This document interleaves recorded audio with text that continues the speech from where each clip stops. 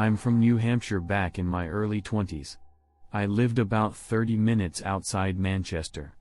I had a girlfriend of 2 years that I had just broken up with. It was a strange time in my life. The kind where you're sort of wandering, figuring things out. Maybe looking for meaning without realizing it. My grandmother was extremely religious, and would attend liturgy religiously, no pun intended. After my grandfather passed away, I started going to church with her every Sunday. I tagged along partly to support her and partly because I felt like maybe I needed a bit of grounding myself. My grandfather had been a decorated veteran, well known and respected in our community, and losing him left a huge hole in her life. Even though she was grieving, her faith was unshaken. She told me that she knew he was finally reunited with the Lord, and I could see how much comfort that gave her. I admired it honestly. Faith like that, the kind that brings real peace, is rare. I think it's something that people search for their whole lives, even if they can't always put it into words. One Sunday, after the service, I met this girl. This whole thing still feels like a fever dream. I'd never seen her around before, which was unusual, since our community was close-knit, especially at church. She was striking with dark curly hair and deep hazel eyes. I waited for the service to be over and approached her. Part of me was just attracted to her, but there was another part of me that was just curious about seeing someone new there, especially someone that looked around my age. We started talking, and the spark was definitely there. I'm sure everyone knows what I'm talking about, where you just meet someone and immediately feel connection. Her name was Kaylee, and she had a kind of quiet, mysterious charm, and I found myself drawn in. I kept trying to ask her specific questions about her past, like family and home life, but she would crack jokes and tell me I'd have to take her out for those answers. I actually really enjoyed the banter. After a little playful nagging, she told me that her family recently moved to the area, and she went to college nearby, which explained why I had never seen her before. By the time we wrapped up, I managed to get her number, and I was kind of riding the high of meeting someone new over the next week. We texted pretty frequently and exchanged social media. I remember scrolling through her Instagram, at one point surprised that she had so few followers. I preferred that, though. The last thing anyone wants is to fall in love with someone that the whole world knows. We talked about a lot of things, and she eventually opened up more about her family. I don't want to say too much, but her situation wasn't great. Her stepfather was a nasty alcoholic, and frequently mistreated both her and her mother. Her biological father was substantially worse, though she wouldn't give me specific details, but apparently they had to move to get away from him. She transferred schools and everything, leaving everyone and everything she had known behind. I didn't want to overstep and ask her about her father. I was just glad she was opening up to me as much as I love the calculated mystique. It was nice to get to know her on a more personal level. I neglected to coordinate a date with her just yet, because I figured I'd see her at church the following Sunday. She was there again. I took it as a sign and asked her on a date. After the service, she didn't hesitate. She just smiled and said yes, and we made plans to meet up later that week. I spent the rest of the week thinking about her, nervous about our first date. When the night finally came, we kept things simple. We saw a movie and grabbed a bite to eat. Nothing fancy, just an easy night where we can talk and get to know each other even more. I honestly thought it was going really well. She was a great listener, and she seemed genuinely interested, which was refreshing. I didn't want the night to end just yet, so after dinner I suggested going for a little drive, thinking It give us a chance to keep talking without the noise of a restaurant around us. So we hit the highway driving out of town a bit. We were driving along one of those roads. That was technically a highway, but looked more like a normal two-lane road. It was windy, and there were trees on either side of it. Everything was perfect. It's crazy how things can change in an instant. What I'm about to describe to you is something I will never be able to purge from my mind out of nowhere. She started speaking, but it wasn't in English. Her words were fast mumbled and sounded like French, or something close to it at first. I thought she was maybe joking or testing me. But then I noticed her eyes. They rolled back, leaving only the whites. I swerved the car and almost crashed into the barrier. My heart started pounding, because it looked like she was in some kind of trance, or having a seizure. I got a hold of myself and pulled over to the shoulder, trying to stay calm at that point. I was internally panicking. I fumbled for my phone and called for an ambulance, not knowing what to say other than I thought she was having a seizure. As I waited, I kept checking on her, unsure if she even knew where she was. She was still talking and her head seemed to be vibrating. I didn't know what the hell to do. I didn't want to touch her, but I felt like I had to do something. I had never been more terrified in my entire life. Then, just as suddenly as it had started, it was over. She snapped her head to look at me and shut her mouth. She blinked with her eyes going back to normal, and she gave me this wild, wide-eyed expression. I will never forget that look as long as I live. Before I could say a word, she threw open the car door and literally sprinted full speed into the woods. I'll say that again.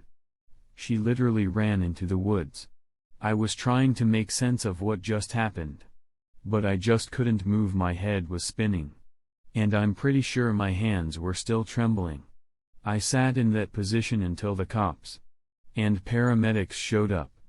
I told them everything, even though it sounded insane, every detail about the way her eyes looked and how she'd run off. They nodded and took my statement, assuring me that they'd try their best to find her. I must have looked insane, but they took me seriously enough. After that night, though, she was gone. I never saw her again. I looked for her at church, but she never showed up. Her Instagram was deleted, and she had apparently blocked my number. It was worse than that. I got a friend to text her number, and it apparently had been erased. No amount of internet stalking ever turned anything up. I even asked people at the church if they knew her, but no one did. I don't know what happened to her, and I'm not sure I'll ever know. I don't live there anymore, and my memory of home is kind of messed up because of the incident. My family has this beat-up 2012 Volvo that is quite literally on its last legs. I don't know what it is, but the thing refuses to quit.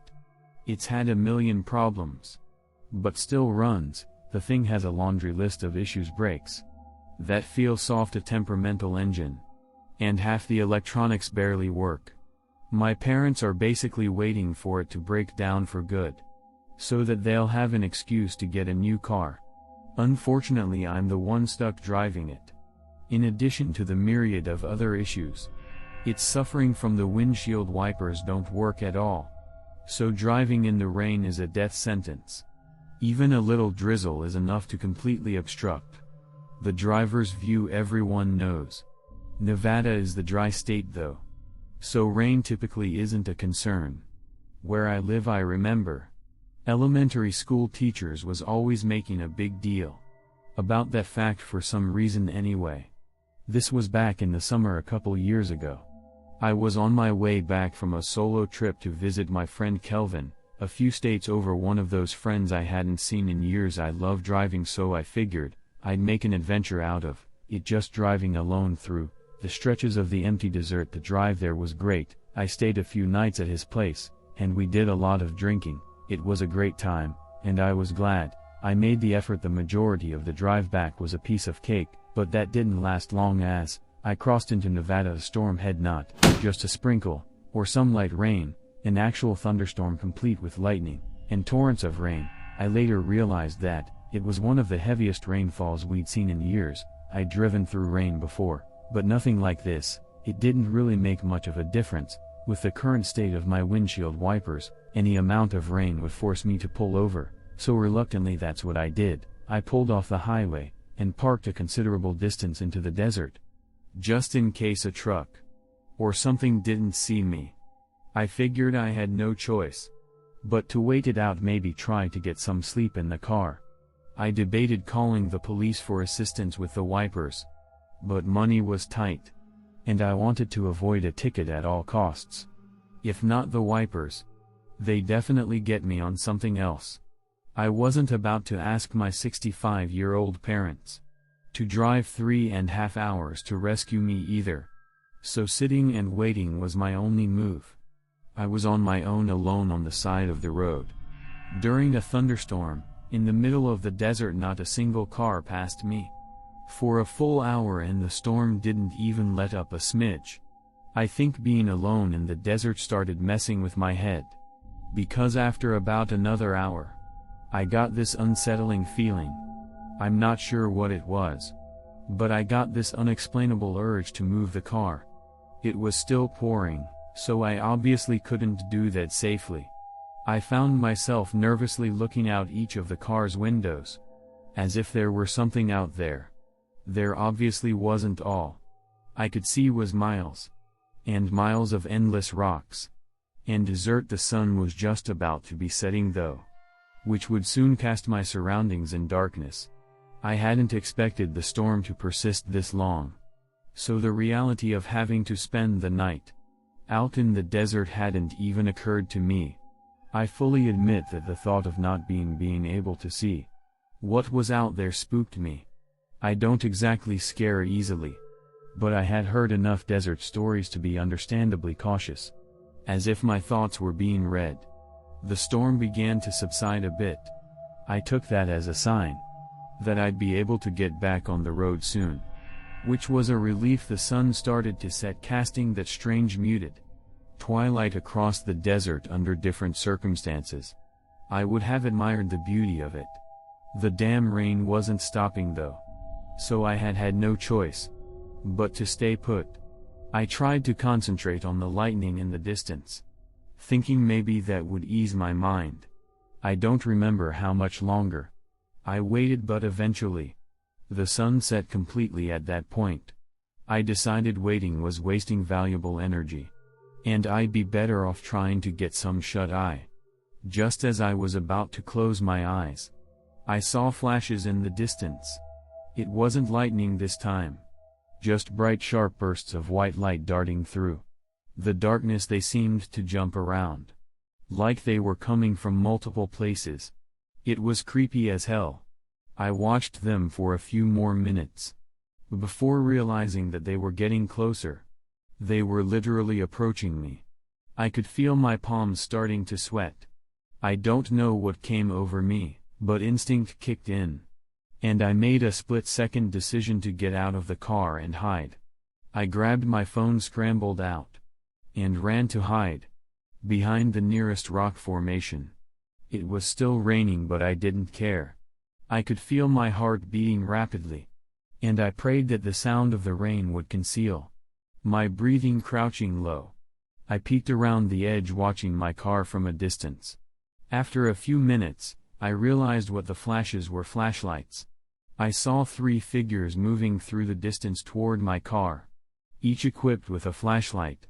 They were flinging their beams around wildly, as if dancing or stumbling or something. It was abnormal, I'm telling you. They circled my car, inspecting it, as if they were looking for something or someone. I'm telling you though, the way they wielded their flashlights, it was like they were on something. I squinted, trying to make out details, but it was too dark to see much. Without warning, one of them fired a gunshot at the sky. I jumped, completely caught off guard, and I bit down on my lips, so hard I broke the skin. Every instinct told me to stay as still as possible to make myself invisible. Behind the rocks for what felt like forever. I stayed frozen in place, not daring to peek behind the rock. Eventually, the curiosity was unbearable. Slowly, I peered behind the rock again. And I felt my stomach drop. It was pitch black, no flashlights. I waited, not sure where those people had gone. And then just like that, the lights were back flickering around my car again. Like they were taunting me. I knew I couldn't stay there all night. My hand shook. As I pulled out my phone, fumbling to dial 911. I whispered into the phone, trying to explain what was happening, with my voice barely audible. The operator said they'd sent someone. And I put the phone down, feeling both relieved and terrified. After what felt like an eternity, I finally saw the faint glow of police lights in the distance. The second the lights started flashing, the three figures turned and bolted, disappearing into the darkness. By the time the cop actually pulled up next to my car, they were long gone. I ran through the rain, waving my arms, grateful that I had been saved. The officer listened as I told him everything. He didn't seem particularly shocked, which somehow made all of it feel worse. He did have the courtesy of waiting out the storm with me, and not towing my vehicle, which I guess I could say was a good thing. I think about this often, and I haven't done a road trip since.